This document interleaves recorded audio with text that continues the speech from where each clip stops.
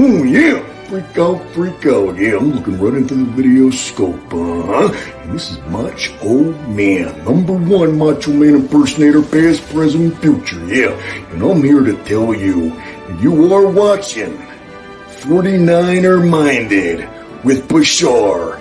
Yeah, the cream of the crop. Dig it?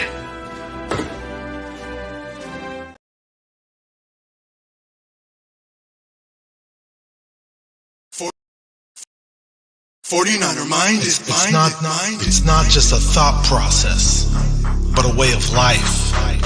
49er minded. 49er minded. Can't shake it. It's 49er mind that I got. It's 49er shine that I got. My psyche's on another Frisco Super Bowl. Don't sit slow, cause here we go with a super show. A red and gold session. About a red and gold obsession. With some well-controlled expressions. Let's talk about that win that we got. Who should have been in the spot? That's how it's been in the spot. Let's roll that back, all that crack, all that straight fumble sack. Or just dial it on up if you wanna talk smack. It don't matter what the storyline, as long as the story aligns with a 49er mind. 49er minded. It's not just a thought process, 49er minded. but a way of life. The Shard. 49er minded. Way of life. 49er minded.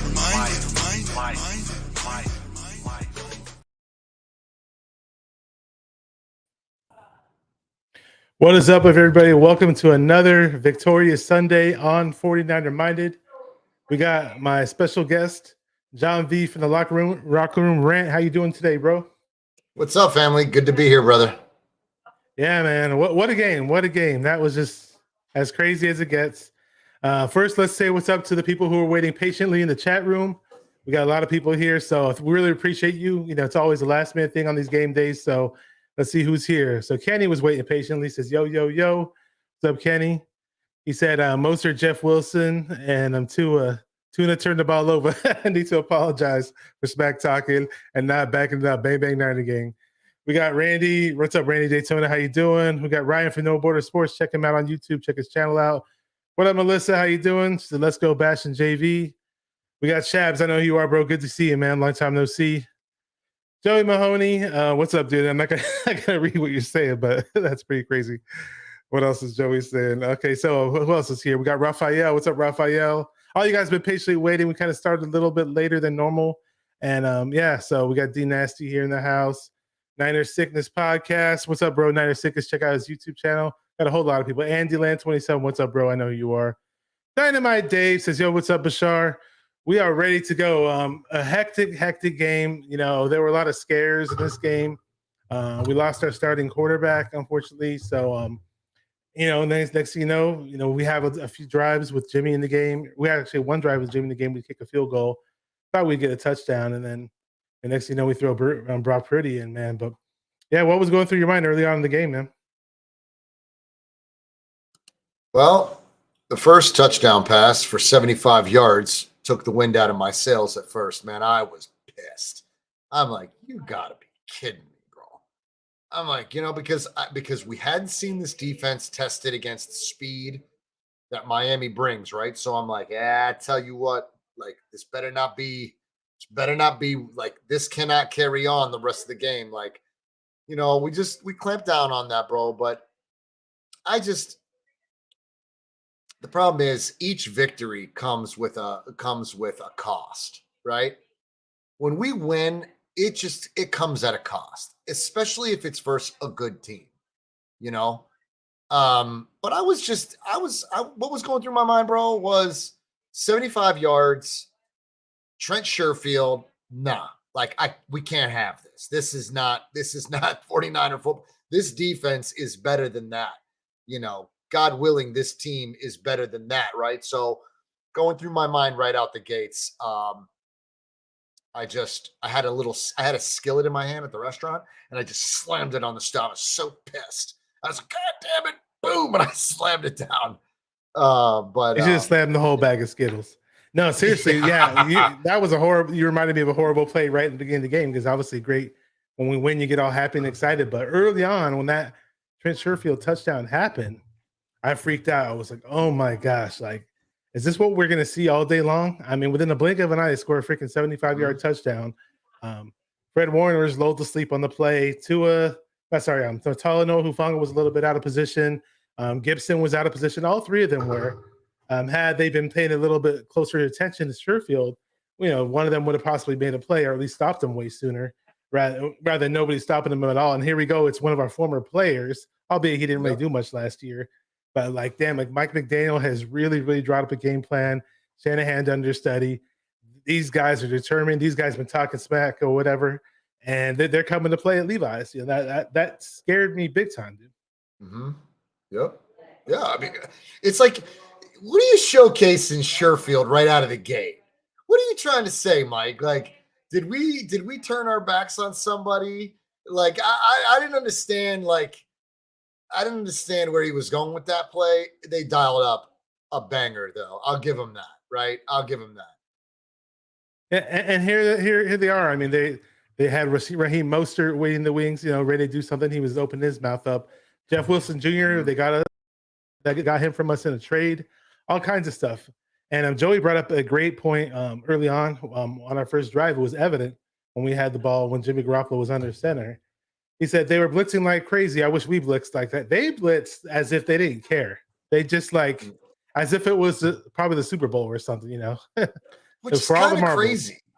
It's kind of crazy to me because you wouldn't really want to get into Purdy's head and dial up something, throw him off, confuse him, mix in a little man zone coverages, just kind of blend it in there and try to catch him off. You know what I mean? It was weird that they threw blitz after blitz after blitz. They were attacking that right side, and I would too, right? I mean, I would too. You would too. Anybody in this chat would too. It was a little bit, because the kid was poised. Bash, the kid was poised. The demeanor, he came in confident. That is something that I will not argue a soul about. Oh yeah, we hadn't seen Purdy really play. I mean, there was that one play when he came in spot duty or something. Not spot duty, but it was like in garbage time, and then he tried to hand it off to Jordan Mason, and I think Jordan Mason may have went the wrong way, or maybe Purdy may have just did the handoff the wrong way. People were like, "Whoa, this guy doesn't look like he's ready" or something, and we didn't know what to expect from Brock Purdy. My expectations were set extremely low once he stepped in the game. And and Jimmy actually made a couple of good throws before he got hurt. I mean, there was one to Ayuk on the right sideline. There was another one early on where he threw it down to McCaffrey. Actually, I thought it looked like, in my opinion, McCaffrey had a chance to get a touchdown on it. Like a 3rd and 7 play, and we ended. But it was a 25-yard pass. Yeah, with the ball, we had the ball at the 45, and there's a huge 25-yard pass. Soon after, Jimmy, they were relentless with the blitz. Like Joey said, like all of us were saying, they were relentless with the blitz. Jimmy goes down, and it looks like his foot got cut up, his ankle got cut up, and then they're saying it's a foot injury. So we end up having to kick the field goal. A lot of our drives do end in field goals. Which sucks. You want to get touchdowns when you get big plays like that in certain drives, but some points are better than none at the same time. So, but Jimmy goes down. Not the first time we've seen him go down, obviously, and then we don't have Trey Lance healthy right now, and it'd have been nice for him to come in as a backup, in my opinion. But Purdy stepped in; he shined, man. Early on, it looked like it was going to be really tough for him. I mean, for a team that's racked up very low sack numbers. I mean, they're like third to last in the NFL. The Miami Dolphins are in terms of picking up sacks. And I know they recently acquired Bradley Chubb. I get that.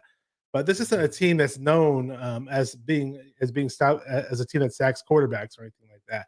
They looked way better on defense than I expected them to. That's all I got to say. Yeah, for a minute there, I was like,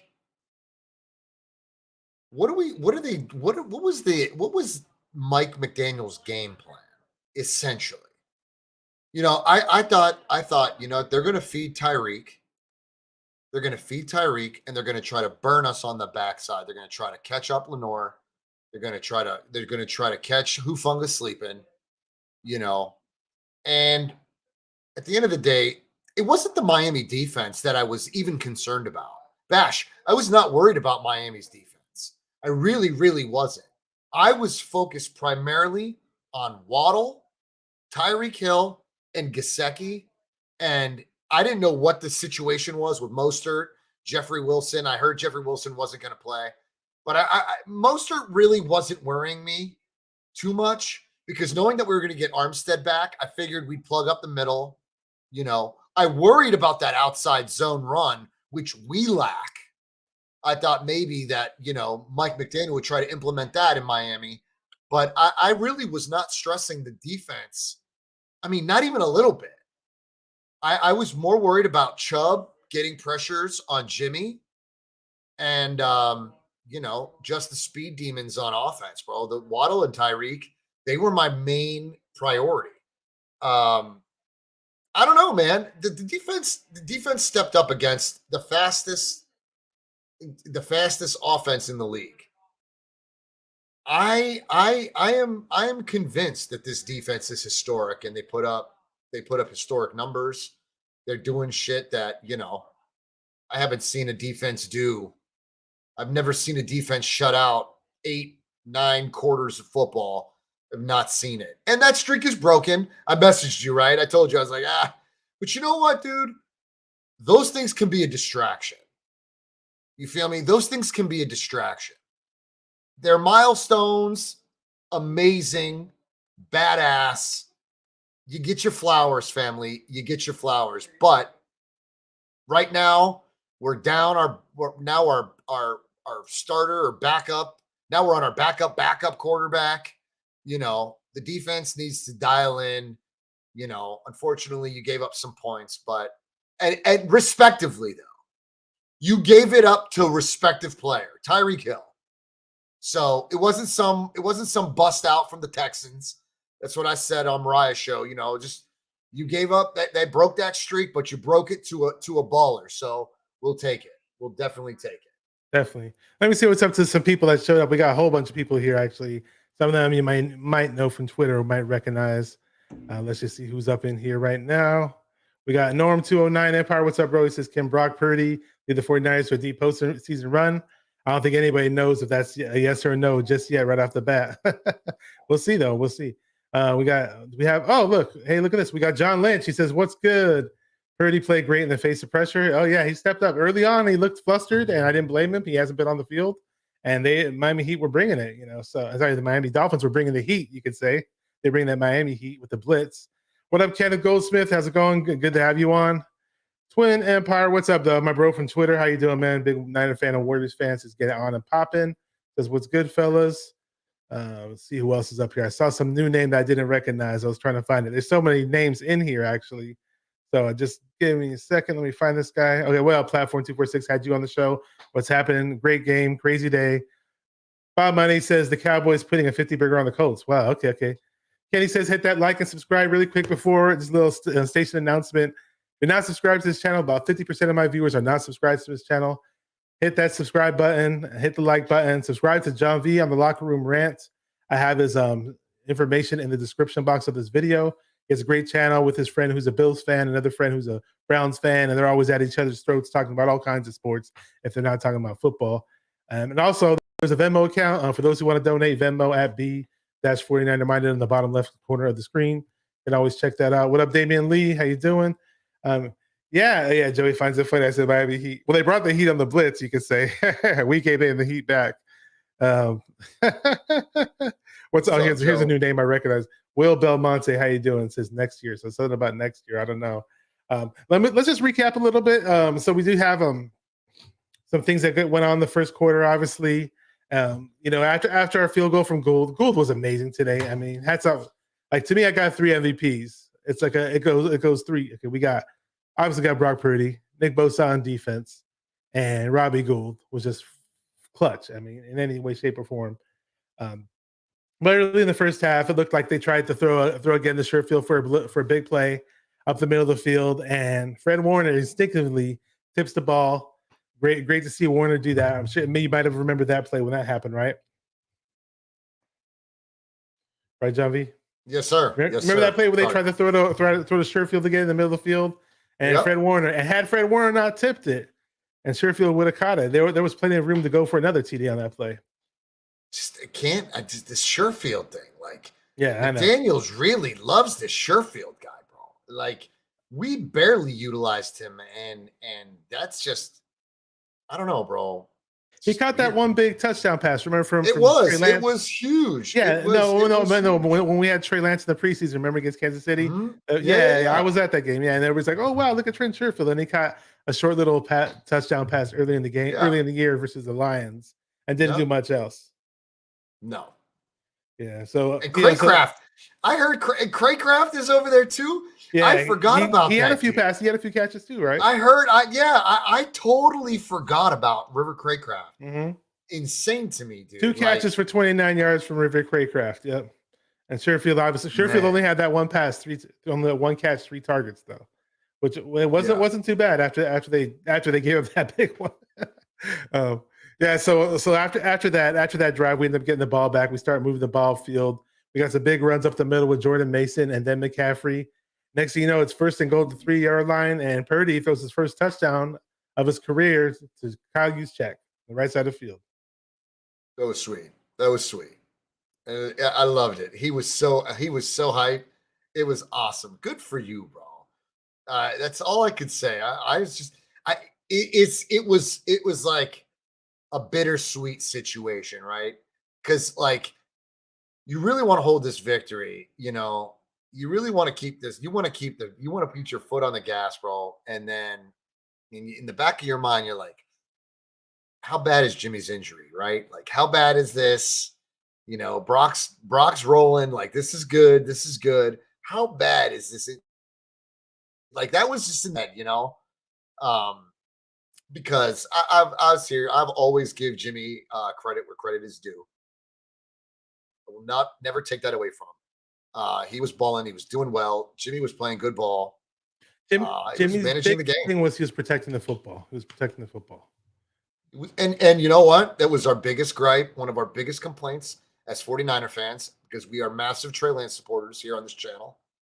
That was our biggest complaint, right? That Jimmy was not protecting the football. But as of late, he did such a great job, and I was never going to take that away from him. I will always give him credit where it's due, you know, and the things that he pisses me off, I will make sure that I voice those. But right now, a broken foot, that sucks. Brock, this is your team. It's crazy to say this. It's crazy, Bash, to say right now that our third string quarterback did his part in beating the Miami Dolphins. It's just oh yeah, definitely. just the moment insane, he stepped you on know? the field, I set the bar really, really low. You know, Yeah. my hopes were like, oh, let's get the run game going like crazy, but we didn't necessarily have a consistent running game. We get some gashes here and there, but it wasn't like that pound the rock consistently type feel. No, where you just because hand the ball off over and over again. Jordan Mason got 8 carries for 51 yards. The guy was averaging almost 7 yards a carry. Like, dude, explain to me why you're only giving Mason 8 carries. What is happening here right now? Why did we see why was he non-existent? Then we see him and then we didn't. I do not like the way that that Jordan Mason is being managed right now. You know, it's crazy. It's crazy. I don't know. I mean, McCaffrey did more carries. McCaffrey got the bulk of the carries, 17. So we did make an attempt to run the ball. I mean, we ran the ball 34 times for 121 yards. It's just that it would have been nicer if the bulk of the carries that were up the middle would have gone to Mason. I get you with that. Heck, I didn't like it when they were running Debo at certain times. He only had 4 carries for 5 yards. But every now and then when Debo stepped up and had to make a play in this game, he made a play. And you could tell that whenever he did have the ball, that he was hurting people. Each and every time he had the ball, he was making the defense pay for it, trying to tackle him. How do you take that? How do you take that away from the game plan? How is that? How do you see that? How do we as fans see this? And then Kyle takes it out. I don't understand. Is he trying to preserve him? Do we not want to bang him up? Are we hoping to utilize him more versus the Buccaneers? You know what I'm saying? Like, give us some context. I missed the presser, so I didn't see what Kyle said. If anybody asked, why did you stop running Jordan Mason? If that was addressed, let me know, please, because I missed it. Yeah. Kenny says something. Mason reminds me of Marshawn Lynch. Actually, Grant Cohn said the same thing on his post game little video that he put out with the player grades that he put out. I like what I see from him so far. I'm not sure why he doesn't get enough. I still want to see what Tyrion Davis Price TDP can do. And I've seen a couple times in real games. I liked what he did in the preseason. I love what he did in college. He's another guy who can make people hurt when they try to tackle him, but he's not getting any touches on it usually. And they were trying to say that he was ahead of Mason on the depth chart. So interesting. Weird. Oh my gosh. There's a lot of funny, crazy. What is Melissa on? Melissa's asking, says, Bastion John, please talk about Lenore, Warner, and we'll get to that. We'll get to the whole defense. We'll get there. I just wanted to I want to hurry up and talk about what else we saw in the first half, obviously. So that, Christian Wilkins was having himself a game. That was one reason why we had a hard time running the ball up the middle, though. Christian Wilkins, their defensive tackle, was having himself a game. And he made a big stop at one point and forced us to punt. The ensuing drive after we got the Kyle Juszczyk touchdown. And the Dolphins, the Dolphins were trying their best to make it a game. I mean, they threw on that following drive, they threw Smythe. They had a big play to Smythe, a big play to Tyreek Hill, who was killing us. And on that drive, I was screaming, like, why isn't Bosa playing? And the Dolphins started the drive at the 10-yard line or something. They're pushing the ball up the field. Once they finally put Bosa back in the game, a few plays later, boom, Bosa gets a big sack at the 25-yard line. Bosa forces the Dolphins to get a field goal, and which was cool. So at least we stopped them from getting a touchdown. We get the ball back, and about 7 minutes left, and then Jordan Mason has a nice 19-yard run. Soon after, Brock Purdy was sacked on second down. We went forward on fourth down, which is rare, especially with the rookie quarterback. And here comes Brock Purdy throwing it to Ayuk. It looked like a 50-50 type ball situation. Xavier Howard picks it off. So that was interesting, and I wasn't really expecting it for us to go on fourth down or throw it on fourth down, but we did, man, with the rookie quarterback. It was almost like a punt, though, you could say. And then when the Dolphins got the ball back, they started the 20-yard line, and here goes Tua throwing to River Craycraft, the right side of the field, almost the middle of the field, and then a few plays later, Tua gets sacked again by Bosa. Really, really nice pressure on that play. What'd you think about Armstead in this game? I mean, it's incredible. He is the key to freeing Bosa. I mean, he draws that, it's the double teams are non-existent with Armstead in there, and Bosa can eat, bro. Look at this game from Bosa today. I mean, right here, baby. Number 97, incredible. I heard Mike from Nothing But Niners make a comment where he said, like, he's going to keep an eye on the Armstead situation, just want to monitor, make sure he's okay. And I'm going to do the same. I was thinking the same thing. Like, I'm constantly going to be monitoring to make sure that Armstead's foot is good. He's not experiencing any pain.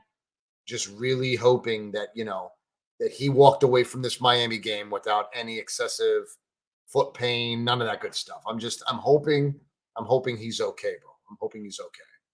Because we need him. We do need him, especially down the stretch here. We need him healthy. And he does. He is the key to keeping Bosa and freeing Bosa for sure. And right before the half, we had ourselves a nice little drive on offense. Kittle had a nice big pass up the middle, as they say. And soon after, CMC, Christian McCaffrey, we finally ran a good screen pass. I mean, they were blitzing. They were running their outside linebackers and blitzing him. And even they're rushing at least 5 guys on every play, it almost seemed like. But here comes Christian McCaffrey with a huge gain on a screen pass. And we get down close to the goal line, and then boom, Brock Purdy throws in. Brock Purdy actually threw on the play before this. Brock Purdy threw a nice pass to McCaffrey. It should have been caught right there. He drops it, but he catches the next one. And we're 17-10 at the half. Mm-hmm. So let's go over the stat line really quick. Obviously, the score was 33-17. Brock Purdy had himself a great game. I mean, the first game ever that he started. 25 for 37, 210 yards, two touchdowns, 1 interception. He got sacked 3 times. McCaffrey, 17 carries for 66 yards. His longest run was 30 yards. Jordan Mason, 8 carries of the great. 8 carries, 51 yards. Longest run was 19. Debo, yeah, he did four rushes for 5 yards. Didn't look good. I don't like him run up the middle. It's terrible. McCaffrey, the 8 catches for 80 yards, 1 TD. Longest reception was 33. That was a screen pass. Debo, not too bad receiving the ball, six catches for 58 yards. Ayuk, 5 catches for 46. Jawan Jennings, 2 catches for 34 yards. He had one really, really nice play, the 19-yard one that he got from Purdy. And Kittle, 2 catches for 22 yards. So let's see what if anybody has any questions in the chat or anybody has any interesting comments. Kenny says, Brock Purdy seemed like he knew Shanahan's playbook better than Jimmy G in my opinion. Oh man, there's all kinds of that talk going on. We got Aaron for 49ers First Takes. Check out his YouTube channel. Says coming to say what's up. Out to hit the hay. He's all the way on the East Coast. Aaron's a great guy. And this guy, Riddy Mersh, let's see what he says. He says, I was impressed with Purdy's zip and arm strength today. Gosh, he threw right in the double coverage here and there. But both those balls were accurate. The play, I don't remember what down it was. You probably remember this one. Some play that I forgot. It was probably on 3rd down. But, yeah, Purdy literally threaded the needle to Debo. Actually, it was on a 1st down play. It was at the 46-yard line. And it was one of those plays where when Purdy threw it, and I saw I saw the coverage there. I was thinking, why is he throwing it there? It's probably going to get picked off, and boom. Excellent, quick, strong release on the throw, and excellent catch by Debo in traffic. I actually didn't even think that. I thought it was picked. Everything it was a very tight window, bro. I couldn't even tell if Debo caught it. I'm looking, I'm like, did he catch that? Then he tumbled over. He had the ball, bro. It was a hell of a throw. Purdy did put some zip on the ball. Riddy, I agree with you 100. Like, it was impressive. There's some really impressive throws today. Very impressive throws. I was very, very pleased with Purdy. We should be very grateful. There was high praise. I remember, I think Izzy brought it up on Mariah's show that Fred Warner was praising Purdy a few weeks back. Do you recall that, Bash?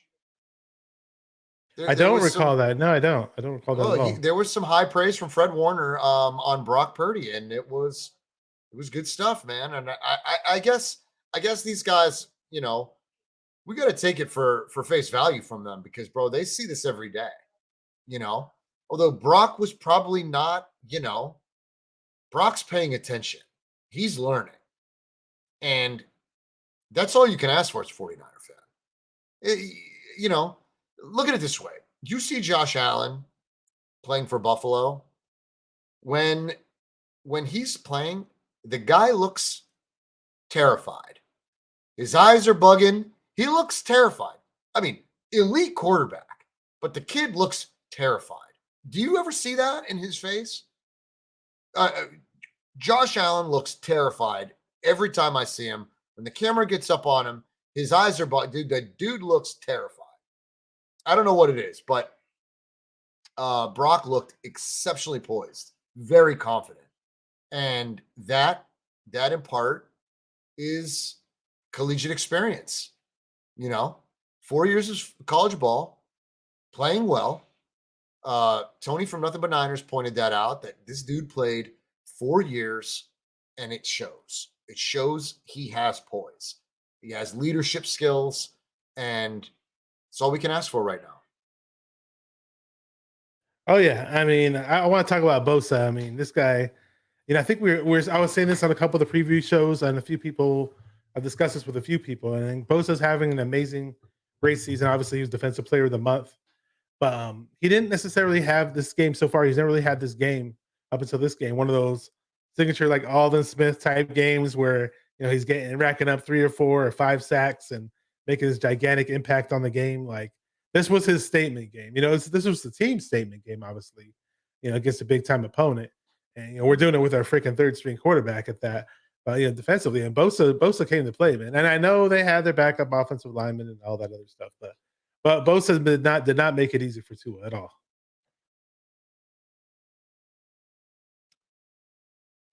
I'm sorry, Dick Nasty. What's going on, bro? Good night, man. I was waiting for you. I was waiting for you to say something.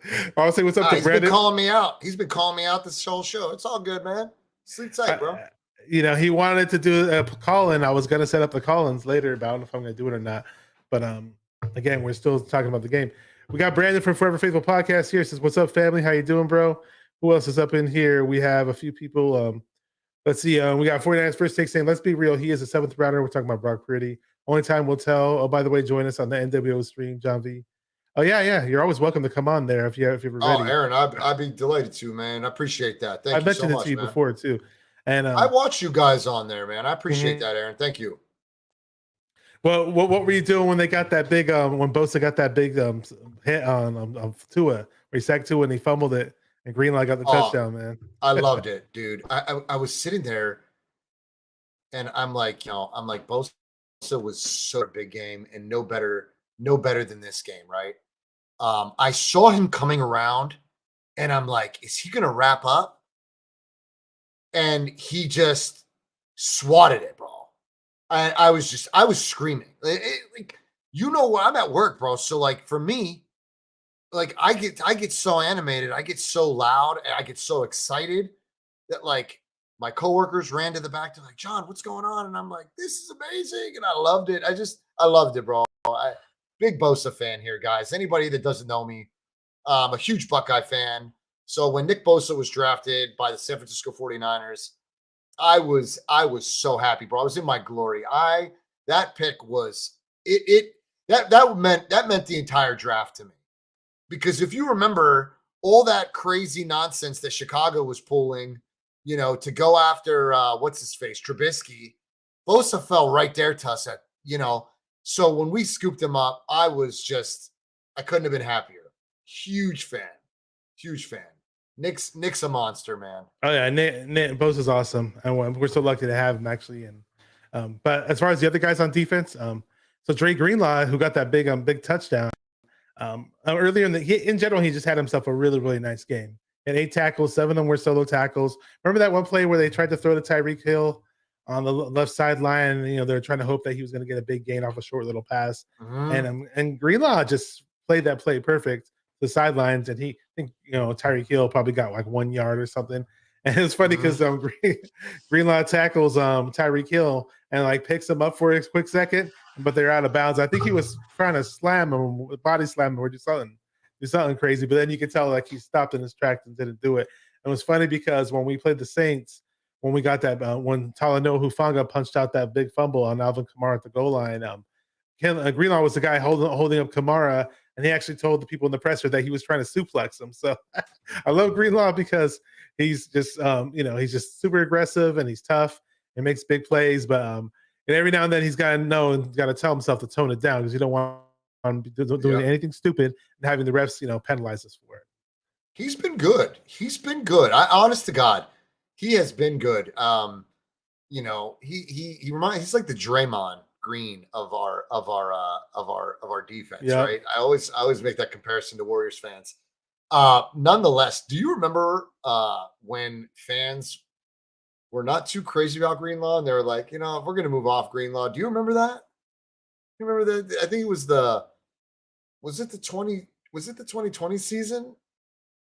Like they thought that San Francisco was gonna move off Greenlaw or they weren't gonna bring him back. Like, Dre Greenlaw is now a staple in this defense. Just amazing. I love the aggression. I love that essentially like kind of like Navarro Bowman, right? Just kind of bringing that Bowman aspect to the defense. I love it. I truly love it because it's crazy because San Francisco had Navarro Bowman, Patrick Willis, right? What 2 players on this team are embodying similar? It's still, those are big shoes to fill as far as Patrick Willis, but Fred Warner and Dre Greenlaw to me they're bringing that I don't know how to explain it to you. And don't forget about Aziz. He's not too shabby either. Aziz is he's got his place. Aziz is fire. Dude, I love him. But 2 players that give me Bowman Willis vibes are most certainly Greenlaw and Warner. They give me those vibes. Awesome. Melissa hates. She doesn't like Draymond Green. I'm a Warriors fan. I like Draymond Green, but kind of a love-hate relationship with that guy. It's more he can be or pretty less nutso that sometimes. yeah, it's my bad. It's more or less that what am I trying to say? That enforcer. You know what I mean? He's the enforcer, right? They get in your head, they make you make mistakes. That bad comparison. I apologize. Yeah. I want to give my hats off. Obviously, the defense played an amazing game. We shut them down to what, 17 points? Which was awesome. I made a prediction 28-17. Some people thought I was crazy that the Dolphins would only score 17 points, but so it's great to see that. Especially, freaking Gold was clutch on his field goals. I mean, that last one was a 48-yard one, that 48-yarder that he made, that last one. Yes, that was really, really nice. Yes. And, Wishnowsky, we pinned Wishnowsky, our punter, Mitch Wishnowsky, pinned them twice in the 20-yard, I believe the 10-yard line, I believe. They got pinned. And we had a 23-yard punt return at one point. Sorry, 23-yard return by man, I was holding my breath. Hold my breath. Ray McLeod. Yeah. Oh my goodness. I hold my breath, bro. Why? Because he thought he was gonna fumble at the very end, right?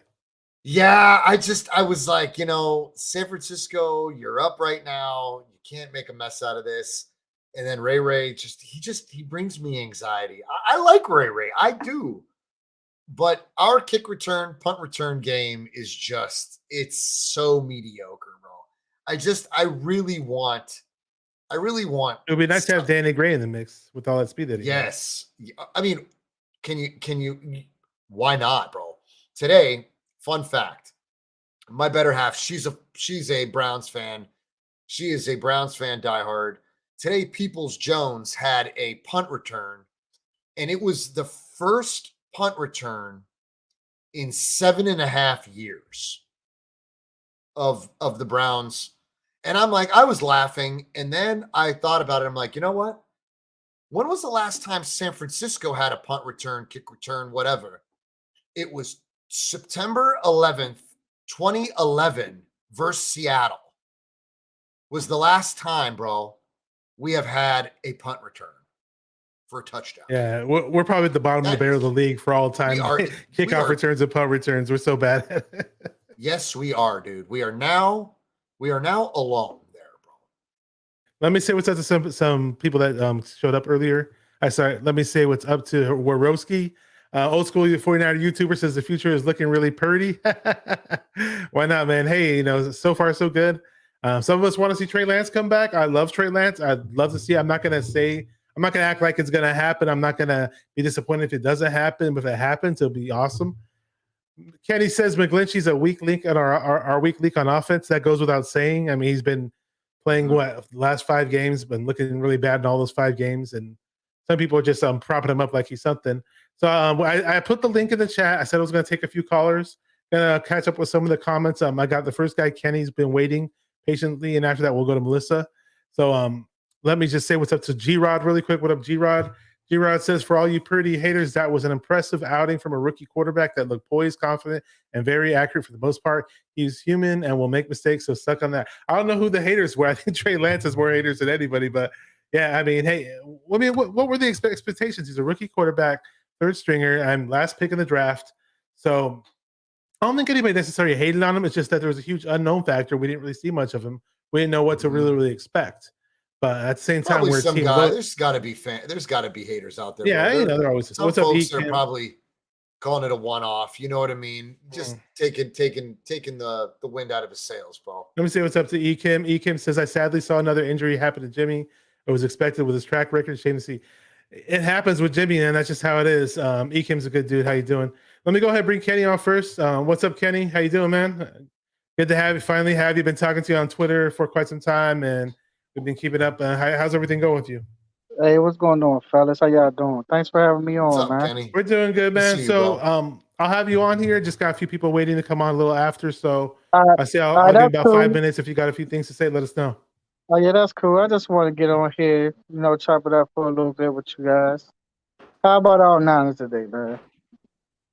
How about what? I say, how about our Niners today? Oh, yeah, man. I mean, I wish it was a night game on the big stage so everybody could have seen it. Yeah, after that brutal beat down that the Colts just got put on them, this was a good game. Oh yeah, I mean, with all, and for those of you who are on Twitter or on Twitter Spaces, this Miami Dolphins fan base talked more shit than any fan base I can think of in lieu of a 49er matchup. I mean, Yeah, they were doing man. it way back in the preseason. So I mean, but they're probably all quiet now, and they're not online right now. Or they're just like hiding or Yo, something. this defense, man. I have no words that can express how good these guys is. Tua I hear you, bro. went I hear you, bro. Tua went 100 and what 93, 97 passing attempts without throwing an interception. Mhm. It He threw had last time he threw a pick was September. in September. He threw what? He threw 2 today. 2. And we forced a fumble, man. The defense got the takeaways, you know, big stops on third downs. I mean, they did have some brain fogs, you know, with those big plays. But it's expected with how dangerous these guys could be with all that speed they got on their team. Yes, You sir. know? Yes, sir. I mean, so for the most part, we did contain Tyreek Hill into that big bomb, you know. Hmm. We had Waddle in check. Matt Tour was one of the most accurate quarterbacks and is coming into this game. We pretty much held him in check as well. You know, if it wasn't for the big plays, he not throwing for 300 yards. You know, I don't know. I don't remember what his completion percentage was, but at one point he was like 9 for 21. Hmm. Defense is just straight balling out. And to the offense, man, big ups to Brock Purdy to come in this game, a pressure moment against a power team like the Dolphins, and he answered, man. He Sure played he did. played he played so good, man. He And all did. these And people the was Dolphins out there, didn't make it easy on him with all those blitzes, with all those they crazy blitzes. did, man. They He did. he looked so poised in the pocket. You know what I'm saying? He didn't seem so rattled or none of that. And there was a lot of people who was talking about they didn't want to see Brock Purdy and all of that, man. Look, it's expected, man. He not even supposed to be playing, so he gonna have some. He gonna make mistakes, you know.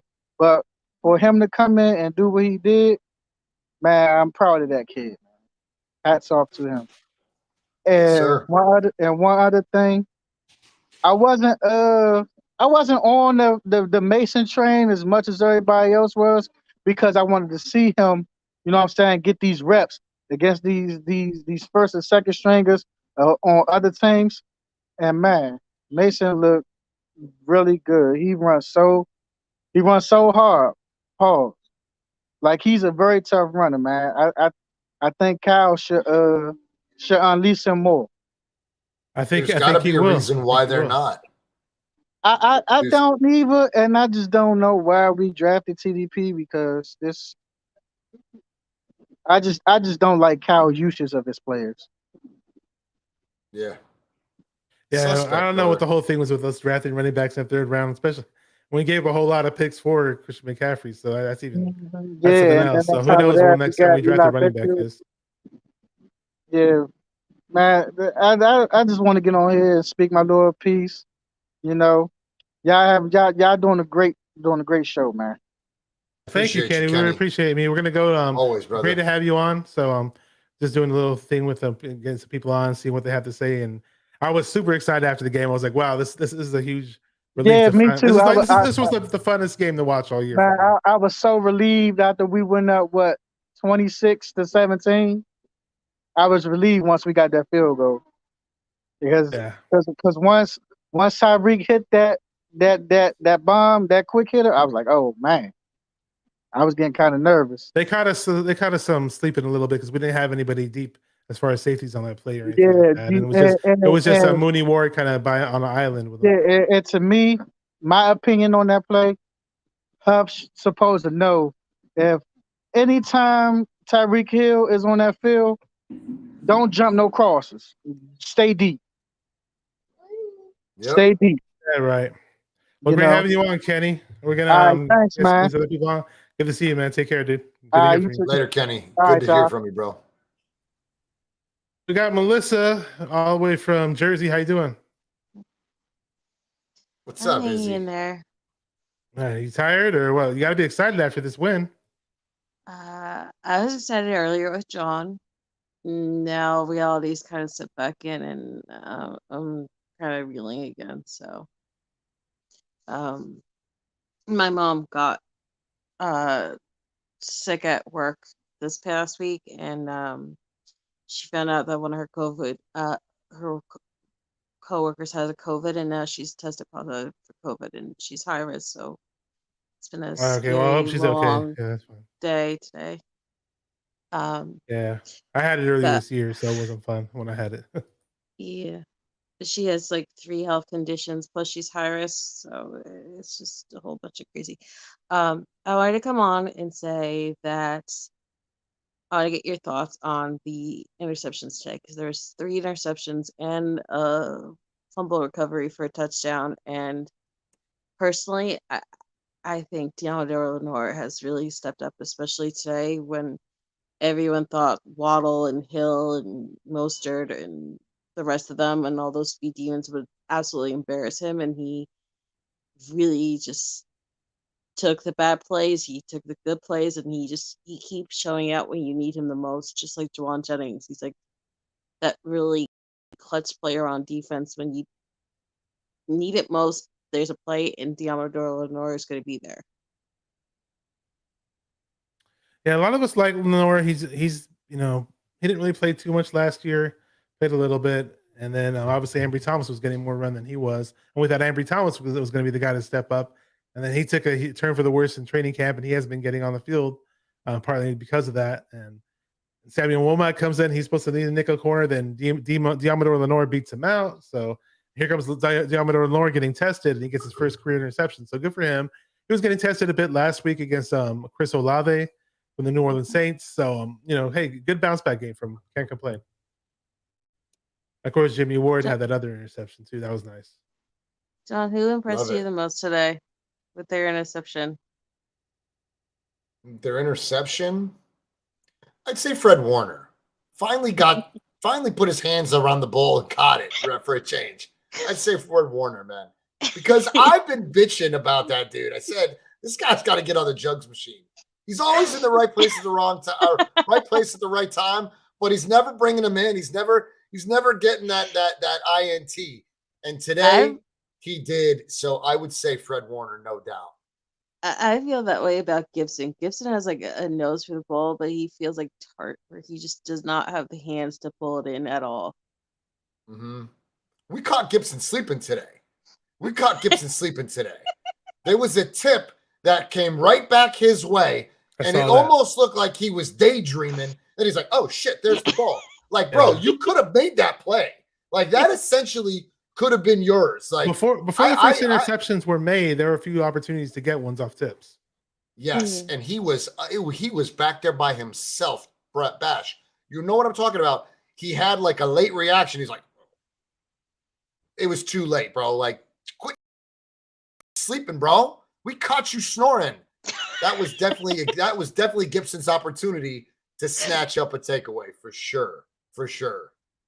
And I'm sorry for calling out the person in the chat earlier, Bash, but when they go after John, I'm going to get protective because he's my brother in all but blood. So it's all good. He's not a fan. We can't please everyone. Yeah. We cannot please everyone. I have my haters, so it's all no big deal, whatever. He has his haters. Anything else? I love this chat. I enjoy coming here all the time. Anything else you want to touch on? One guy. Yeah, I wanted to hear you guys' thoughts on how much Juwan Jennings has grown this year. Now that he gets to actually have his first official year. I mean, 2020 he was on the practice squad. Then he got, I think, COVID and then injured, and he never really got to play his rookie year. 2021 he was mostly sprinkled in throughout the year whenever they weren't using Trent Sherfields or the Craig Crafts or those other undercard guys. And then now it's his third year and it's his first official year getting to start. And he's had his ups and downs, but he's so damn clutch. So I wanted to get your thoughts on Jawan Jennings and his growth. You can get that one, John. Juwan Jennings is third in Juwan. We nicknamed him this as a fan base. Like he is settling into his role. I've always said I thought Juwan was going to be that end zone threat when we drafted him, but he has been clutch on third down conversions. And you know how long I've been beating that drum too. Yes, I do, and I'm right there with you. I love JJ, and I continue to support him. Brock missed him in stride today, which was okay. I'm not going to hold Brock accountable for that, but there was a nice throw and a lot of green grass ahead of Juwan. He was just under. I think it was behind him and off to the side. It was all right. It was okay, but it looked to me like he thought maybe Juwan was going to cut to the sideline and catch that way, and then Juwan instead juked inside to get away from the defender, and it just to me, maybe I'm wrong, but from the footage I saw, it looked like it was just like one of those choice rats where they weren't on the same page because they didn't look at it the same way. Mm-hmm. Yeah, but I liked that but I really did like the throw because even though he threw to the outside, Brock didn't make it so it was easy to be picked off or it was one of those he protected the ball, intentional groundings or anything else. He just he put it where Juwan could maybe get it, and then nobody else could take it away. So 100. I was happy. Juwan's got a place. He's going to be done. I love what I've seen from Jennings. Every time he catches the ball, people can say he's slow all he wants. He's going straight up the field, trying to make somebody miss, trying to get extra yards each and every time he has the ball.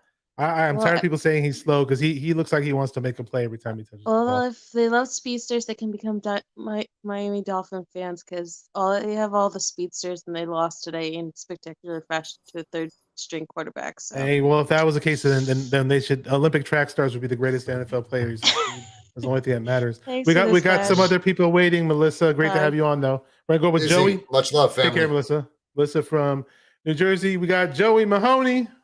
What's up? What's up, Joe? What's up, Big John? How you doing, brother? Good to see you, fam. Good to see you. Good to see you, bro. How we doing tonight? Excited? Yeah, man. Yeah, you heard how excited I was after the game, Joey. Yeah, I know. Jimmy's, I don't know, man. Jimmy's a whole different topic. I'm talking about the game. Yeah, I mean, the picks were nice, you know. The game was good to watch. I thought Purdy did pretty good for, not playing. We'll see what happens though.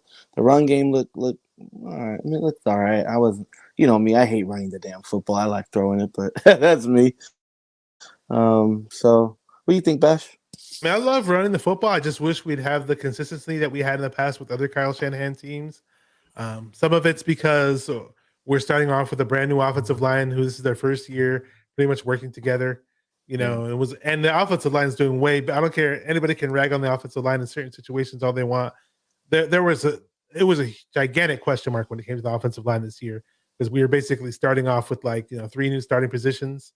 Brendel, Banks, Burford, and McGlinchey coming off some crazy injury. And I don't know if it's the injury that's really bothering him so much to make him play. He wasn't the greatest offensive lineman to begin with. He was really good at run blocking, actually. He was elite at run blocking.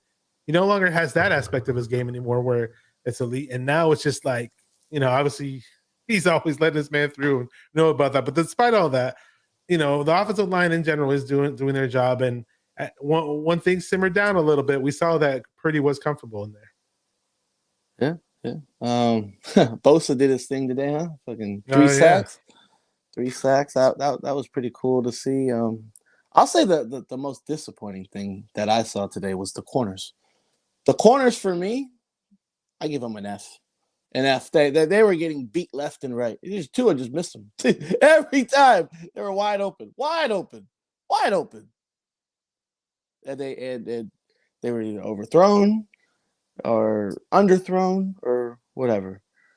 But yeah, man, I'm not happy with these corners, bro. G-Rod says something that you're saying. He says, I don't like our DBs playing so far. off these wideouts because they always seem to get open and make these catches. It's frustrating. Bump them the first 5 yards and stay with them. Yeah. I mean, yeah, but I don't mind that. I don't mind that. Like, it's bend don't break, right? Don't get beat. They're gonna get burnt if they play press. If they play press, they're gonna get burnt. I want them to play off. I want them to play back. If you're gonna give it up in front of you. Then next set of downs, you need to make up for that. This defense did a great job, brother. I know what you mean, and at times we could have we could have easily gave up 40 points today, bro. It was that bad, bro. But they didn't. But they didn't, and because of that pressure up front, it takes a great deal of stress off your DBs. You know what I'm saying? Like, you get that 4-man front. You push, and try to get home, and the secondary doesn't have to make up for as much lost ground. You know what I'm saying? So playing that few 5 yards back, dropping back, that's just to make sure that they don't get burnt. And you know what? Look, Charvarius Ward looked like he was playing too far back, but something as simple as challenging a play, that play was reversed. Who was that? Who dropped that? Who didn't have full control when they hit the ground? One was Jaceki. The other one was Sith or Scythe or however the hell you say his name. One was Jaceki and the other one was somebody. I forgot who the other one was. Yeah, one both something that simple, Joe. You know what I'm saying? Something that simple to me is challenging that catch to the ground. That was everything, because I was like, yo, Charvarius, you gave up too much. But I understand why, and challenging that play, boom. It was incomplete. I mean, I get it. It's a weekly basis, though. You know, I mean, it's every week. You know, we're giving up big plays left and right, and it's just like are they even? Bro, we've been shutting out teams second half, bro. Yeah, I don't know. I don't shutting know. out teams that's am I nitpicking? Big numbers. Am I nitpicking? Okay. Hey, remember during the game though? Remember during the game in that little chat, I was saying, "Hey, man, I'm sensing."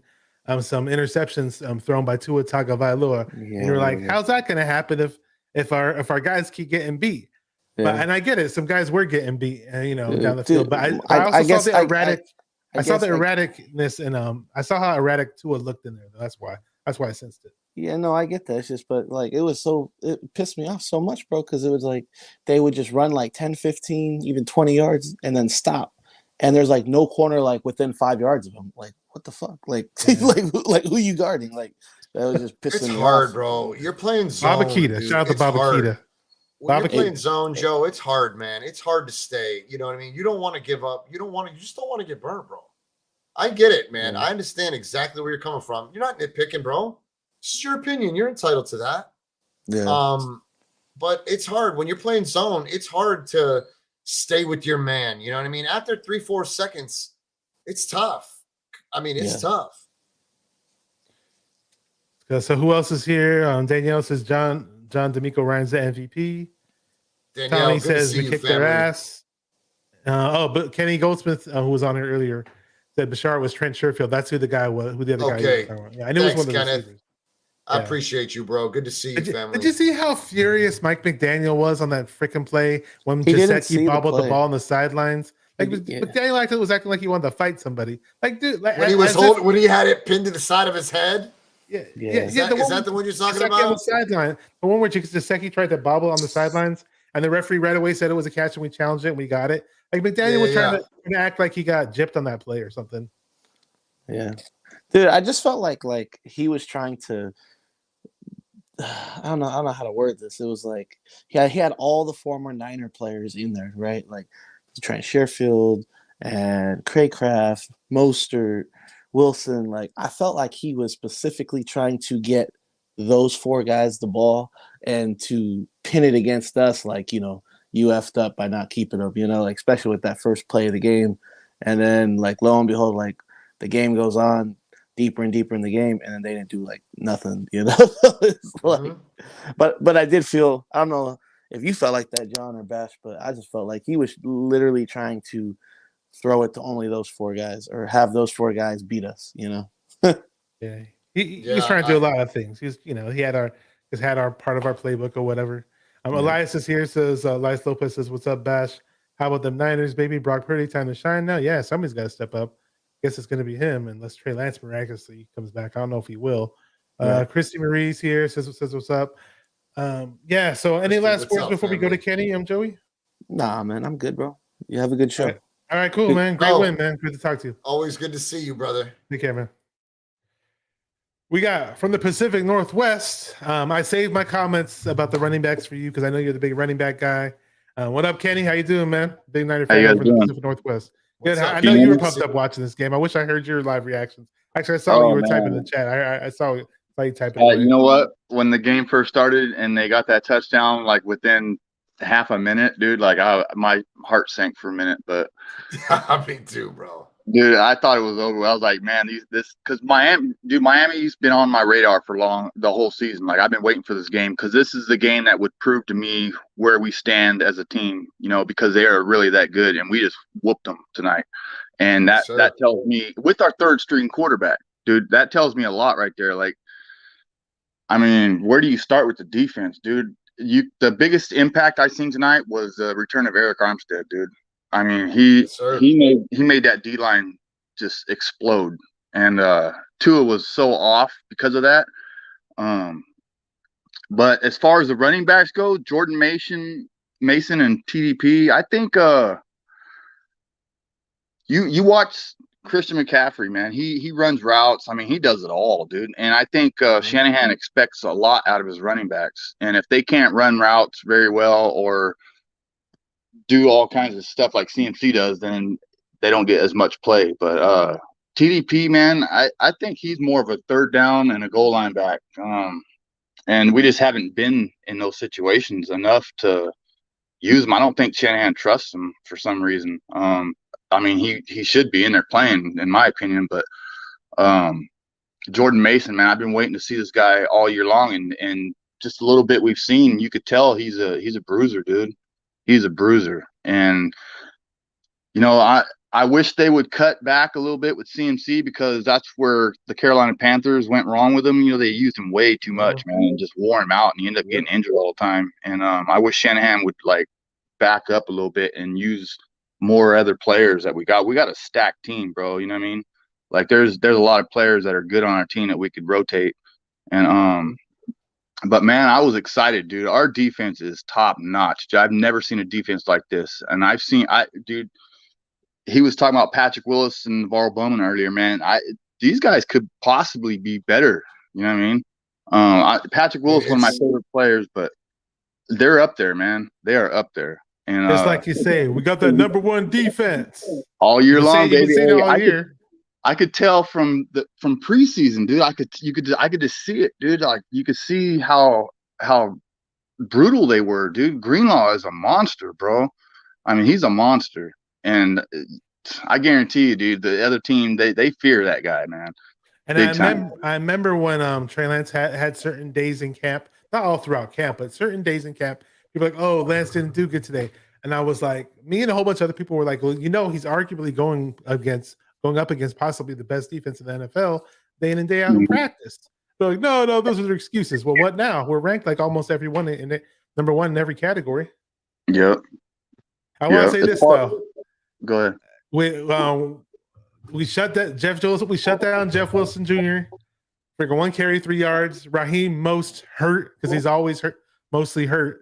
He was trying to say a few things. How'd you feel about that? They were our guys when we had them on here, but it felt good that they didn't beat us today, right? Man, they're the enemy now, dude. They're on another team. Straight up. That's how I look at it. And then they want to run their mouths about their ex-teammates, then you're going to get punished for it. You know what I mean? So, but as far as the quarterbacks go, dude, I was so amazed at Brock Purdy. He threw that ball around and wasn't like targeting one player. He had that. It seems like he's been in that book for all year long, just has his nose in the grind. Shanahan, you could tell Shanahan opened up his playbook with that guy. And you could tell he was kind of conservative with Jimmy G. But when Brock Purdy came in, man, the whole offense just opened up, dude. And it was awesome to see that, man. And I'm not going to get too hyped up on Brock Purdy. I want to see more. You know what I mean? Because I've been through the Nick Mullins thing. Remember when he kicked the Raiders' ass. We and all then- went through that. Yeah.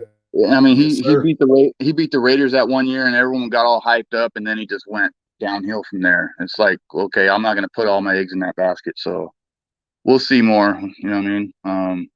But as far as Trey Lance goes, I man, for spending 3 first-round picks on him, I really wish they would just keep him in the cuts and let him heal up fully and not throw him to the wolves, dude. Because Shanahan's known for that. Look at RG3.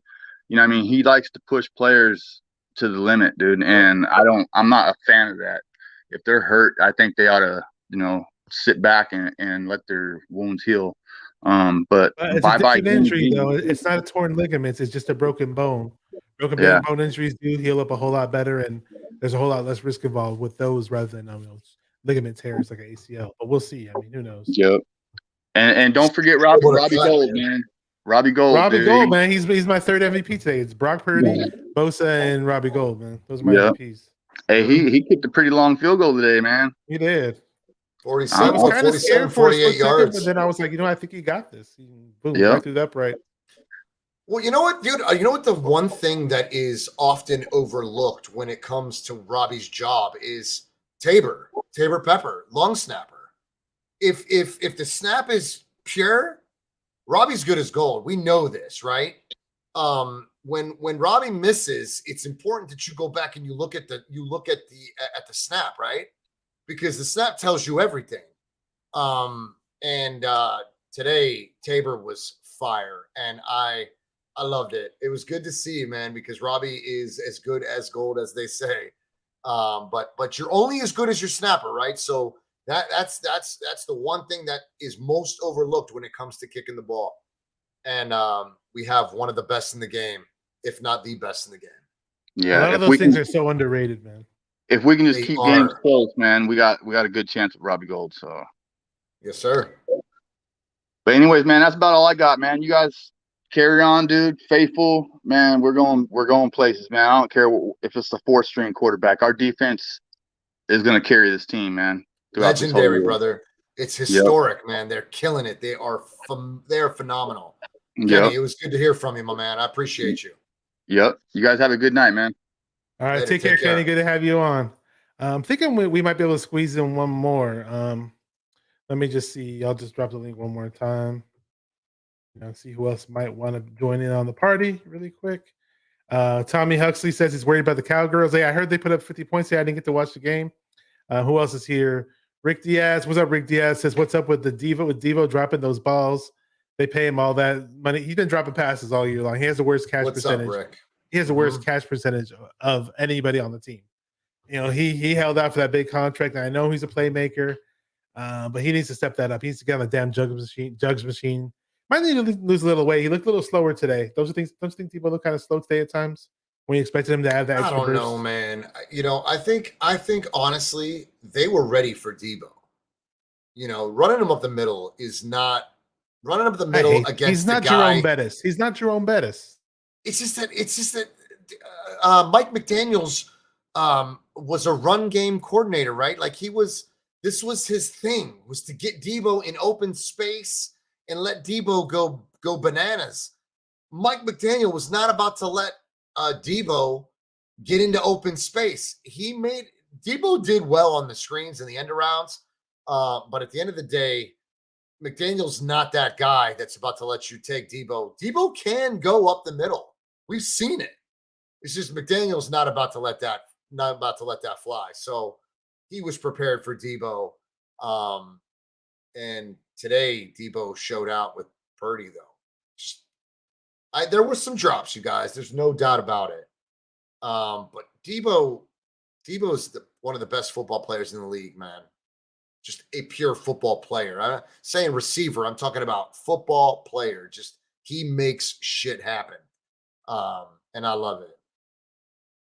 And since people have been hooting and hollering about it in the chat, I did take the time to look up the score of the Cowboys game.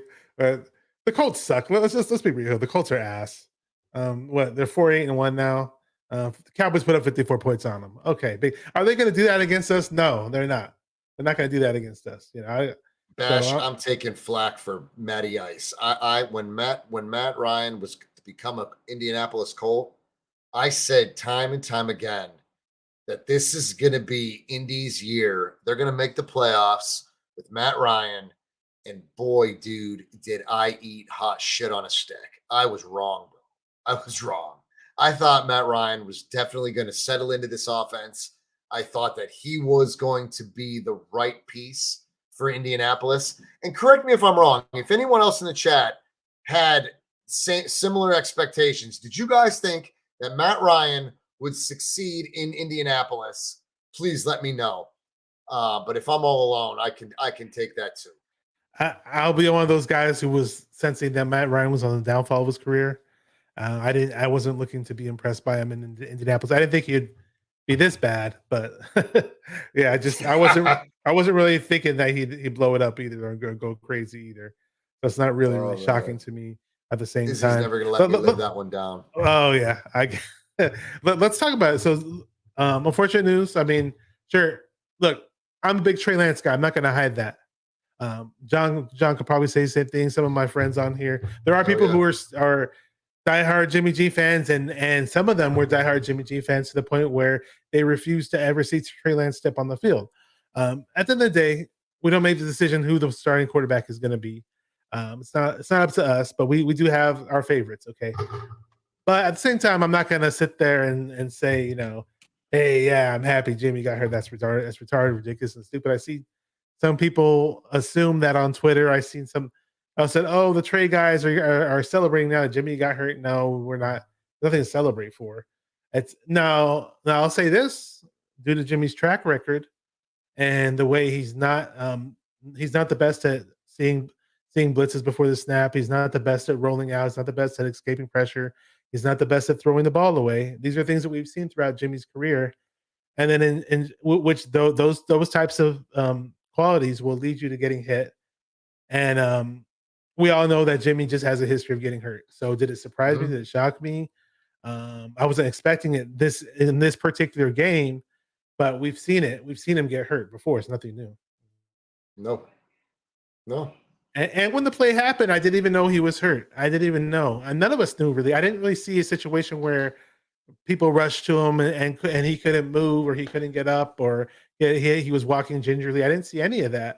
I didn't even notice I only noticed it obviously when they replayed it. When you replay it and you see it, boom, you can see his foot bend and twist in certain ways. And, it looked like it could have been a sprained ankle or something like that. I sprained my ankle so many damn times where it looks similar to that.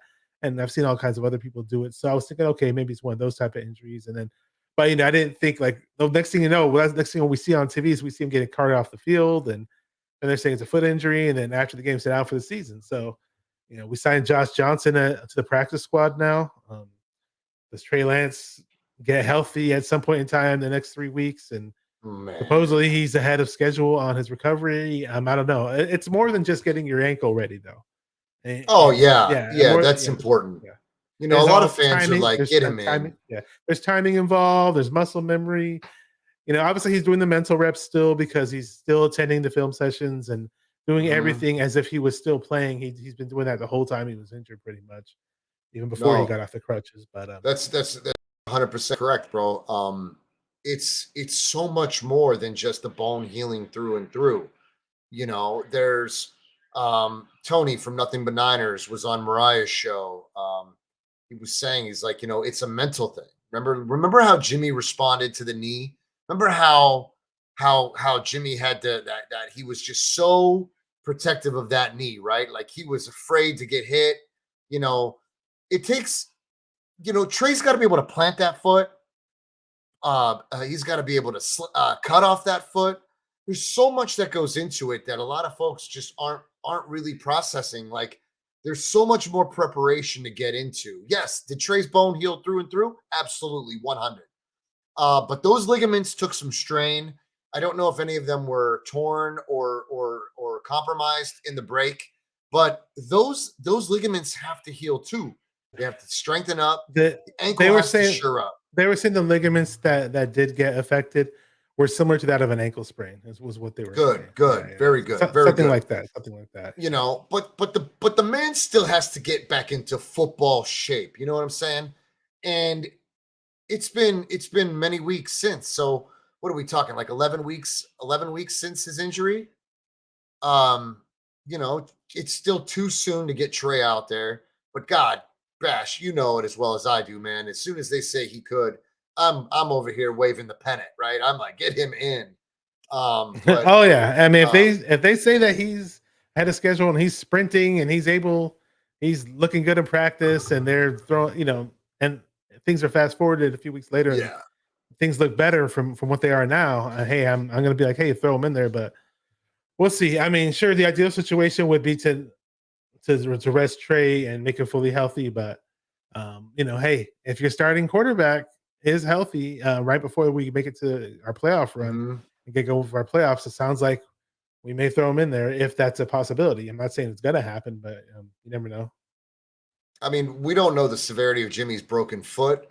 If we're talking 4, 6, 8 weeks, I would say that Jimmy would have a better chance of coming back than Trey. You know what I'm saying? Just for the simple fact that, we don't really know the severity of Jimmy's break yet.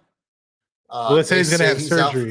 This he's going to have surgery. Oh, they said that? Mm-hmm. Says he's out for the season. He's going to have surgery. Yeah. Damn. That's crazy. Unfortunate, man. I feared that. But I'm never going to celebrate an injury, man. I mean, I never want to see anybody go down, Bash. Not even my opponents. Playing sports, I always wanted to play you at your best. Bring your best hitters. I always want to play someone at their best. I never want anyone injured. I want to play a team at their best, always. Christy, what's good, family? I see you in the chat, man. Christy says, I absolutely hated when people laughed at Trey when he got hurt. I was at the game when it happened. There weren't people I didn't see people laughing where I was sitting, but what I did see was where people, like, at the moment Trey got carted off the field and the moment Jimmy stepped 1 foot onto the field, they're clapping their hands and peeing their pants for Jimmy as if we just won the Super Bowl for him stepping on the field. So wait, we just lost our quarterback who was looking to lead our team into the promised land in the future of our franchise. Basically, it's like you shouldn't be that happy just because this guy's not on the field. That really pissed me off when I was at the game. I hate seeing that. Joey had a comment. Where's he at? He said something. He said, "This one's for you, Joey." Before I read your comment, this is an inside joke between Joey and I. He'll be back. So he says Trey will be back for the playoffs. So that one's for you, Joey. I had to. What up, Perk Dog? Perk Dog Series says, "Yeah, rep that shit. How you doing, bro? A great win for. This is a celebration day, a great victorious day for the 49er Empire. 33-17. G-Rod says, yes, Jimmy has multiple breaks in his foot. That sucks. Yeah, I know you can't catch a break with the injuries. It's always something that pops up with him. I feel like that's not really. I feel like when we make when we say that Jimmy is injury prone, the fact that a grown ass man was standing on his foot, that's a tough one to walk away from and say you're injury prone. That could happen to anybody that's a freak injury. Honestly, it's just as unfortunate as Trey's. I won't say that Jimmy's injury prone because he broke multiple bones in his foot. That is just as much of a freak injury as Trey's injury, in my opinion. You guys can disagree or agree, but any regards, Tommy, I see you, family. I see it too, man. Anyone that celebrates, posts pictures of Trey in a wheelchair, that kind of bullshit. It's a good thing I'm not there. Trey Lance memes when it comes to that. Oh boy, I didn't man. Oh my god, it's a good thing I'm not there. I'll choke him. I will. I need that chain where you have so you can choke people. Where's that chain? Oh my god. Well, that choke. I choke Nick with that, but I'll tell you right now, that kind of clowning, celebrating injury, and cheering on that kind of injury, I'll smack your lips right off your face. I can't stand that, man. That's the one thing that makes me just, I can't handle it, brother. I can't handle that. Don't celebrate players' injuries because it's just, I believe in karma. I do not like that shit. You make fun of Trey, you post pictures of him in a wheelchair, you're going to fall down the steps, you're going to break your big toe on the bedpost. Karma's a bitch. Something's going to happen. Karma's a bitch. a big mother. What up, Shabs? I know who this is. What's up? My longtime friend says, yeah, celebrating an injury is the lowest of lows. I know one time you watched my show and you asked me if I was going to have 1080p streams or whatever. So I'm just an update. That there is a 1080p option if you're watching this stream. For those who are watching it, it used to be only being 720p. And those are the tech nerds out there who want to see everything in full high definition. And let me just share a little picture. I found this interesting on Twitter. Here we go. About the Shanahan coaching tree. It's called the House of Shanahan coaching tree. We have Kyle Shanahan at the top. Love him or hate him, he's at the top of the list. He has Matt LaFleur below him. He has the bald-headed dude, Robert Saleh, our former defensive coordinator, below him. He's got Sean McVay, Mike McDaniel, the nerdy guy with the glasses, who people deem as the genius of the NFL, but he took an L today. And right below them, they got Nathaniel Hackett. He sucks. Brandon Staley, Zach Taylor, and Kevin O'Connell. That's the Shanahan coaching tree, the House of Shanahan. And great win for Shanahan. Great moral victory for him, though. Another teacher beats the student victory. Yes, Christy. I've been there, family. I know exactly what you're talking about. I've been there. I've seen it. I distanced myself. I have. Yes, definitely. Oh, cool. We got another caller on the way. I thought I was going to be done with the calls, but I was hoping to take at least one more. This is a good one. And really quick, before I take this call, I want to catch up with some of the comments. And here we go. He said, stream looks good, by the way. Thank you very much. Appreciate it. What up, Kelts Chronicles? Just check out Kelts Chronicles YouTube channel. Kelts, what's up, fam? I'm a full-blown Trey guy. Prayers to Jimmy G. Juszczyk is a big. I'm not sure what he was saying about. Oh, I know what he's saying about Kyle Juszczyk. I know exactly what he's saying. And this was for you, Kelts Chronicles. Faithful, rise up. I know you always love to say that. Yeah, I see some mentions about the Rombo chat. I'm not even going to go into Rombo. So before I do that, though, a famous caller from the Rombo show is here. Nighthawk. He'd be a legend in these YouTube streets. What up, Nighthawk? Says hello, everyone. And let me take this caller. What up, Darwin? Long time no see. How you doing, bro? Oh, yeah, like I'm doing well. How about you? Doing great, man. What's going on with you? Oh, yeah, not much. I watched the game today, and I saw Jimmy G get injured. Is that all you took from it? Oh, no, because I thought that Brock Purdy had a decent game and was also able to manage the game pretty good. Mm-hmm. He surprised me. I mean, my expectations were pretty low when he came into the game, and I wasn't ready to. I obviously was going to give him the benefit of the doubt. And this is the guy step into the game, last pick over on the draft. We've barely seen him on the field at all this year, so my expectations were extremely low, and he rose to the occasion, man. Oh yeah, because in my opinion, I think that from now till the end of the season, it's gonna depend on how far the defense gets us. Oh yeah, and it's also a matter of certain people stepping up as far as the running backs and just people the weapons on offense, making it easier for Brock Purdy, assuming he's gonna be the quarterback the rest of the way. Those guys are great at getting run after the catch type plays, and obviously offensive line needs to step up and give him time to throw. So it's going to be a cohesive effort for sure. 100%. Darwin, I agree. I think that if the defense can keep getting these takeaways, if they can capitalize on those takeaways, some pick six, some fumble recoveries, it's going to make it easier for Brock Purdy. But Brock Purdy, moving forward, in my opinion, the outlook is very simple, right? If Brock Purdy can execute the game plan for that particular opponent, the rest of it will fall in place. So it's definitely going to be the defense. We're going to lean heavily on the defense, but we always have. Let's face it, we've relied on the defense, right?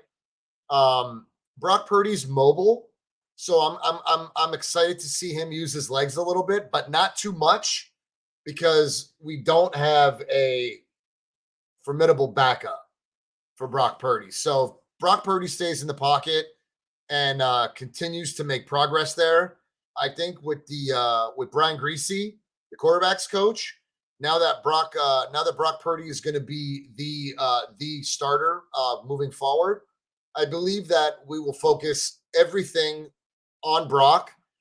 We got a short amount of time but we want to groom him and tailor him as fast as possible with every resource that we have. So basically, I think Greasy can get Purdy into tip-top shape in a short amount of time. I do believe that. Anything else on your mind, Darwin, that you want to take away from the game? I'm sure you're pretty excited watching it since we, beat down the team that people were saying was going to beat us down. Oh yeah, because I was like excited, because I saw like a very good defensive performance. Tua had no time to throw. Yeah, there were times where Tua kind of did have time to throw and he was making us pay for it, which sucked. But we let Tua know who was boss in this game, especially Bosa, and it was great to have Armstead help Bosa out. I think that helped out a lot. Huge. And then I really liked all the Lenoir interception was really good too. Yeah, there was a play. I forgot at what point in time the play was, but it was like a little crucial. Might have been on third down. I remember where Tua tried to throw it and Drake Jackson knocked the ball down. I'm sure you guys remember that play. Mm-hmm. You guys might remember it better than me, but it was nice to see Drake Jackson do that. I was a big Drake Jackson guy when we drafted him. I was hoping he'd be like a guy that would challenge to possibly get 10 sacks this year. He's doing good, but he's not on the level that I thought he'd be. Whereas I wanted the speedy outside rush guy, but hopefully he's coming along. We do have Samson Ebukam back in the mix as well. Anything else you want to touch on, Darwin? Go ahead. Oh yeah, because I'm also excited to see how the offense operates now under Purdy, and trying to see if he can manage the game.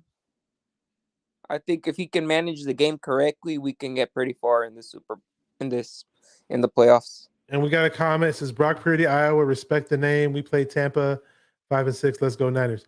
When Brock Purdy was at Iowa, not necessarily his last year, he was a 4-year starter there. His junior season at Iowa, which is rarely ever ranked in the top 20. They were ranked in the top 20 that year. I forgot their exact ranking, but I remember that year Brock Purdy was turning some heads and looking pretty good. And when I saw him in college, he was doing some nice things where he was escaping the rush, and it reminded me of Russell Wilson. Now, I haven't seen him do that stuff in the NFL just yet, but there were times where Brock Purdy looked really, really good in college, and we'll see what he can do for us. Anything else, Darwin? Anything else on your mind as far as today's game and looking forward to playing Tampa Bay? Oh, yeah, I'm looking forward to playing Tampa Bay. I'm looking forward to seeing Bosa versus Brady, seeing how. Oh, yeah. Are you trying to go to the game or what? Oh, me, like I would, but I gotta find some tickets and. You never know. They might be easy to find. You never know, man. He don't live too far from the stadium. I know that. If anything else you want to say before we go, Darwin? Oh no, everything's good so far. Okay, cool, man. Well, hey, we're gonna wrap things up pretty soon. So great having you on, Darwin. We appreciate you. It's been a while since I talked to you, so appreciate you for having you on. I'm sure we're all excited for this win, and things are looking up and looking forward. But then again, there's a huge unknown factor and a mystery factor to this rest of the upcoming season, without a doubt. Later, Darwin. All right, Darwin, take care. All right, good to have you on. All right, have a good one. Take care. Dexter Smith, welcome to the channel. And there's seen you before. It says Bosa, 13.5 sacks, defensive player of the year. He's got the most sacks in the NFL. I just want to say shout out to everybody in the chat. Love you guys. We had a great turnout today. We had some people calling in today, which was great. Just excellent participation. And I can't get to all the comments and questions in the chat from time to time, but I do try my best. And always great to have you guys. You guys help make the show. Sometimes we run out of things that we might say, or we might slip up on which player did this and which player did that. And there's always somebody in the chat typing in the chat, like reminding us of who did what, So we rely on you guys sometimes. And oh yeah, without a doubt. So any last words, John V, before you go? That's it, bro. I think that I think we've covered it, man. I think we are all excited to see a little bit more Brock Purdy. I think we want to know, a great mind in Tony from the Nothing But Niners said earlier today, if Brock Purdy can survive Todd Bowles and all the coverages and everything that he throws out there, I think that if Brock Purdy can survive that, then we just ride it till the wheels fall off. Brock Purdy just has to execute the game plan. And I don't know if you have it, but the next gen stats, the passing chart on Jimmy last game is very consistent in many games. Jimmy's passing chart is so consistent, it's stupid. But today, Brock Purdy's pass chart looked so similar to Jimmy's. And that's no disrespect towards Brock Purdy, nor is it any disrespect towards Jimmy. But it tells me that if Jimmy's passing chart looks this way and Purdy's passing chart looks just like this, bro, I mean, they're very, very similar. So essentially, it's the scheme. They're similar. They're very, very similar. It's the scheme. It's the game plan.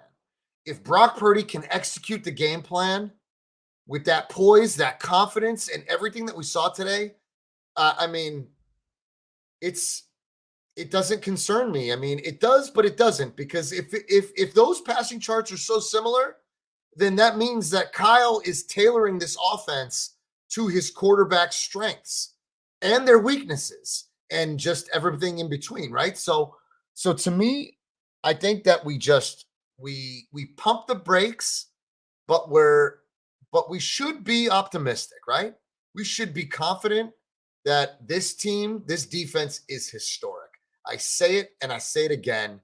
It's amazing. And we're so blessed to have them that if Purdy can just execute what's asked of him, the rest will take care of itself, right? And I was listening to the radio on my way home today, man, and I'll tell you, on ESPN or Fox Radio, they said, the 49ers and the Chargers have always had so many injuries. And I don't know what the Chargers record is of injuries in the past few seasons, but they were referring to the Niners consistently having so many big time injuries, right? Injuries that are affecting us at key positions. And they said that, you know what?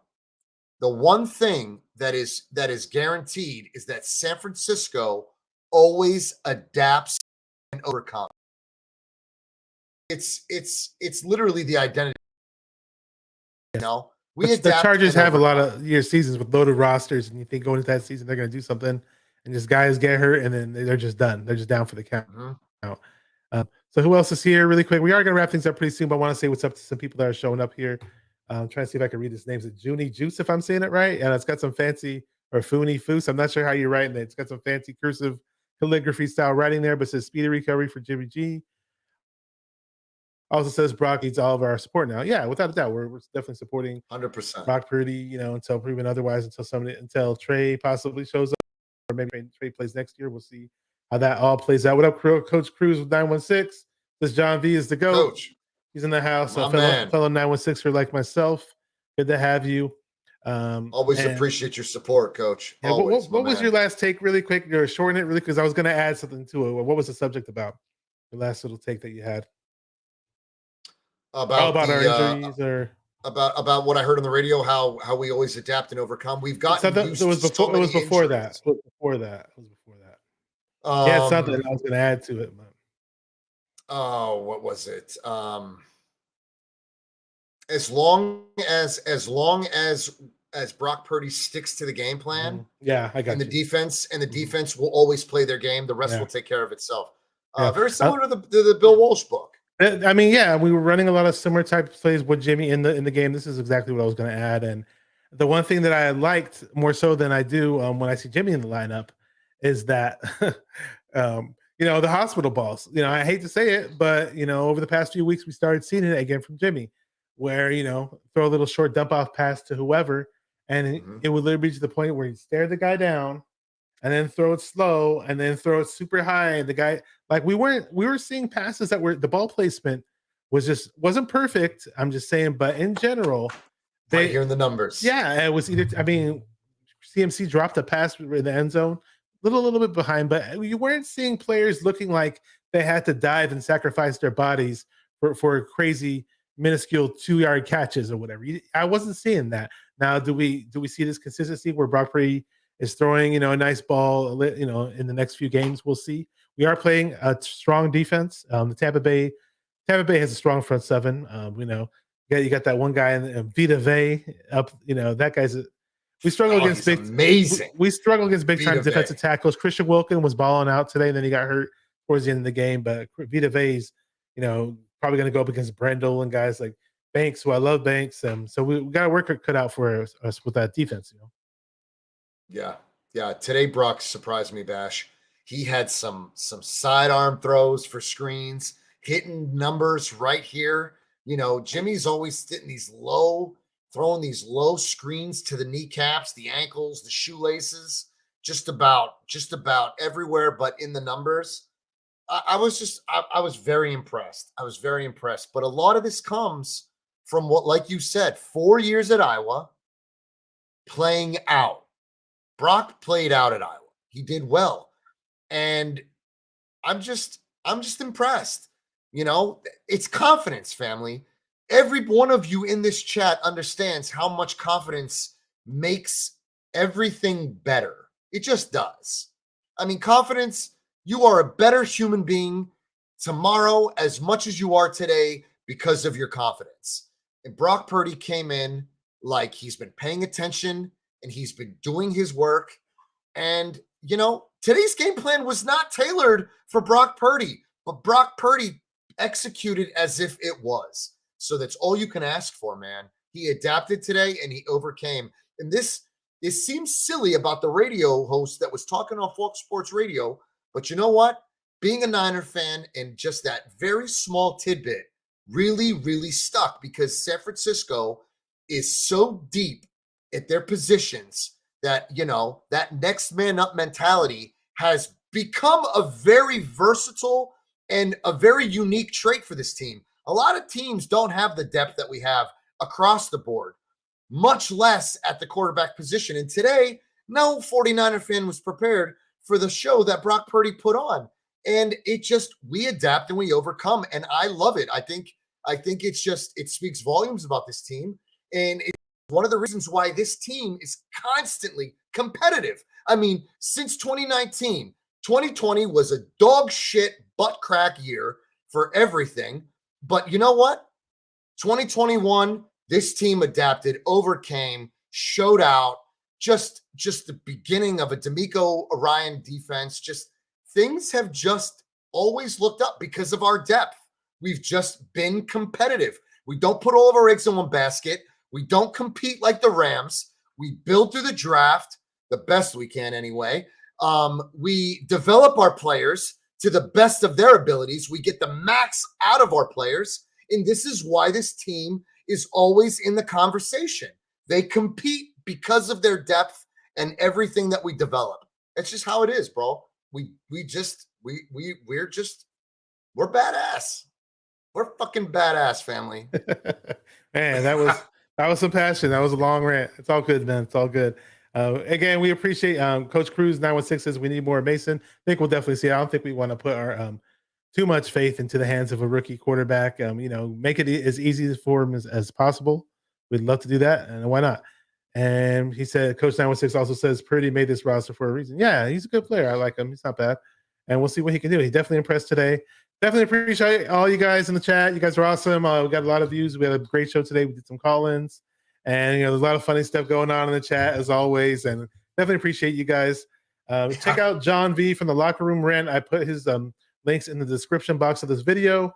He is the Locker Room Rant, a YouTube channel with him and his best friends. And they're always talking about the NFL and all types of different other sports. You can follow John V on Twitter. I put his Twitter. It's right there, the @VorNews, right below his name right there. And that's about it, man. Thanks, John. Really appreciate having you on, man.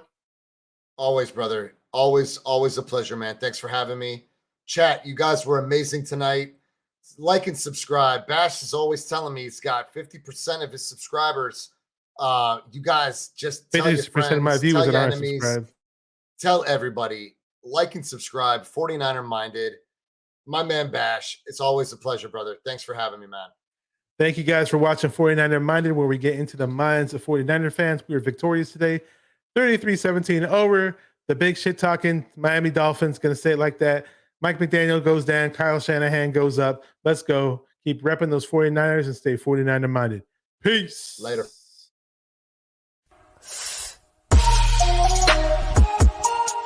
Come on, 49er faithful, let's get it. Because it's 49er mind. We gotta do this one time for the Empire. It's 49er mind.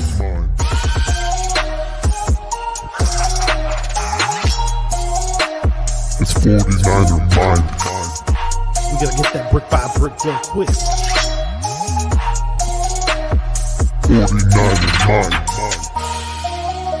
Yeah, area. Yo, we can't listen to them haters, man. 49er mind. We from the Bay. 49er mind. We them San Francisco 49ers. 49er mind. We got that red and gold blood inside us.